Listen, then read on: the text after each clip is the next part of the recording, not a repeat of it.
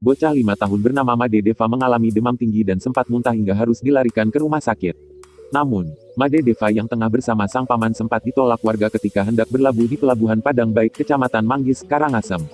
Bahkan, Bupati Klungkung Inyoman Suwirta harus turun tangan demi bisa bernegosiasi dengan warga di pelabuhan tersebut.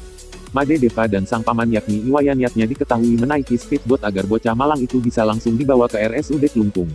Awalnya, Deva yang berasal dari Desa Kutampi Nusa Penida Klungkung menjalani perawatan di RS Gemasanti Nusa Penida namun akhirnya harus dirujuk. Namun saat tiba di pelabuhan, sejumlah warga menolak speedboat yang dikendari korban berlabuh. Hampir 1 jam lebih speedboat terombang-ambing. Sempat ada negosiasi pihak RSUD Klungkung dengan warga, namun sayang sekali keponakan kami tetap tidak diperbolehkan turun di Pelabuhan Padang Baik, jelas Wayan Yatnya.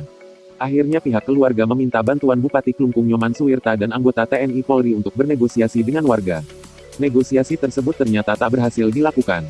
Sampai akhirnya keduanya harus bersandar di Pelabuhan Banjarbias Desa Kusamba dengan risiko gelombang dan cuaca yang sudah malam. Setelah berkomunikasi dengan warga setempat, warga langsung menuju pesisir walau saat itu Pelabuhan Banjarbias telah tidak beroperasi. Ibu pasien Niwayan Junianti pun harus menerjang ombak setelah turun dari fastboat.